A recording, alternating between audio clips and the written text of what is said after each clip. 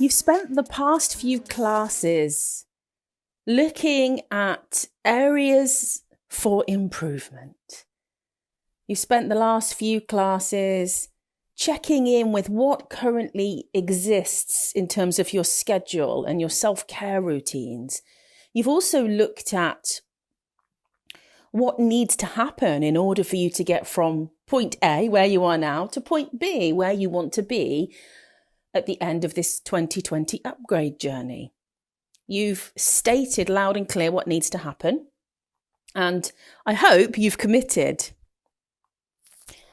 And today we're going to talk about something really important, and that is a daily practice. Now, depending on what you penned for your plan, your strategy, some of the upgrade actions may not be necessarily carried out on a daily basis, but that's for you to decide and for you to factor in. But when it comes to your physical health, your mental and emotional health, it's going to be a good idea for you to adopt this mindset of a daily practice.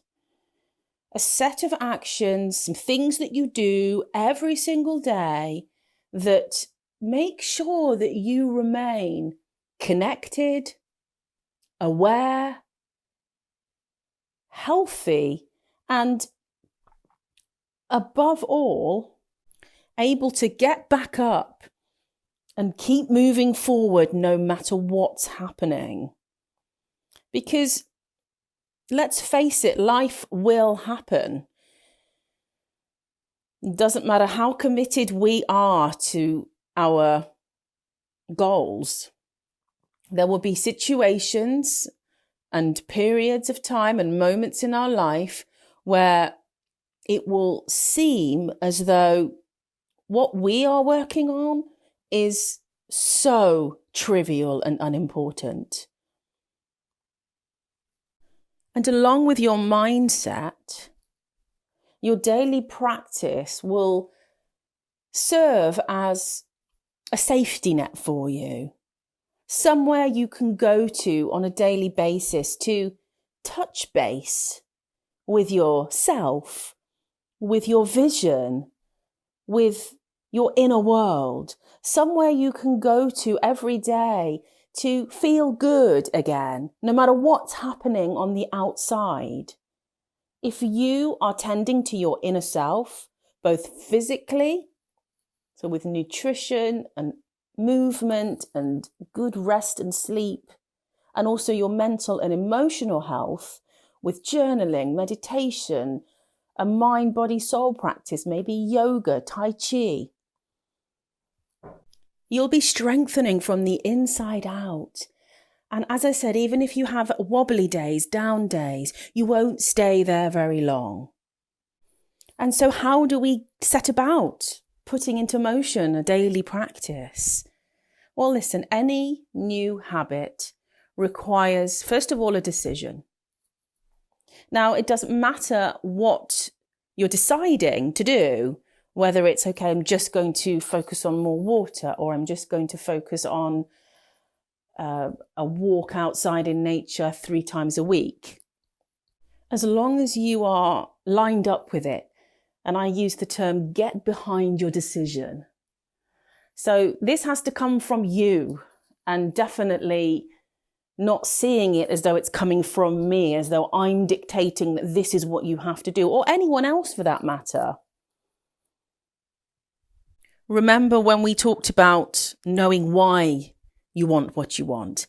So this applies here also.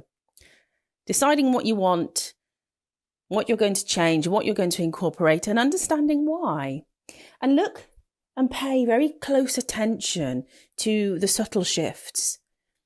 Observe yourself on days where you have had that glass of water in the morning versus days where you haven't. Notice the difference and celebrate any positive change. I also use the term become addicted to feeling good.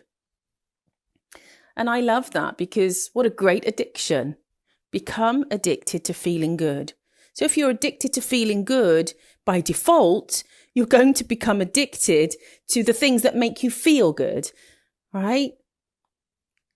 And eventually you will begin to lean towards those activities, those choices, those habits. So the first step is to make a decision, understand why, and get behind it 100%. And then we need to go back into that schedule, into that calendar, and look at where in your day, where in your week you can factor in these little nuanced additions to your day. We've already talked about slotting in a 5-minute workout in the morning. We've already looked at choosing things that are attainable and sustainable. Now, it's not always going to seem that way. It's not always going to feel as though something's sustainable forevermore. And that can make us feel quite overwhelmed at times, and it can lead us to turn our back or kind of avoid making any strong decisions. And the hack that I use for this is to allocate ourselves smaller bite-sized challenges. So not so much these challenges that we're doing here daily, but for example, I'm going to commit to walking outside in nature every single day for the next 30 days. So it can be a 30-day challenge, a 21-day challenge, a 40-day challenge. And it is known that past the 21-day mark, if we repeat something on a daily basis, eventually it does become part of us. It becomes second nature, so to speak. And so whether it's sitting on your meditation pillow first thing in the morning, or even just propping yourself up in bed to breathe, close your eyes, gather yourself, feel into your body, scan through your body to see if there are any tight spaces, check in with your emotional body, feel into your heart. Are there any emotions that you didn't deal with yesterday? Are there any thoughts that are recurring, that are troublesome? And you can do that before you even get out of bed in the morning, and definitely before you pick up your phone. So whatever it is that you're choosing to do, I recommend committing to it for a period of time that seems palatable for you. So it could perhaps fit in around a schedule that you've got, a plan that you have. Maybe you've got a special occasion coming up. Maybe there's a family wedding in 6 weeks' time, and you'd love to show up and have just a more glowing complexion. So you might decide for the next 6 weeks, every day until this date of the wedding, I'm going to do XYZ, drink green juice, have wheatgrass shots, whatever you decide.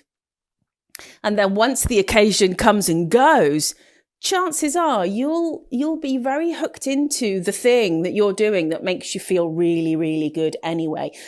So setting yourself a schedule, a challenge that feels manageable and that doesn't feel like forever. No one wants to do something forever. I don't want to give up coffee forever, alcohol forever, this forever. And maintaining this air of flexibility and allowing for your human desires and your spontaneity to have a place in all of this is really important. And so we bring our attention to today, to tomorrow, to the next 7 days or 10 days, whatever you're deciding, and committing to not just the action, but also committing to the outcome that you desire. So check in with that. Not only are you committing to the action, but you're committing to the outcome that you desire, because you won't always feel like committing to going for a run in the morning, but perhaps you will feel like visioning yourself at the end of that race the one that you've trained for with your medal.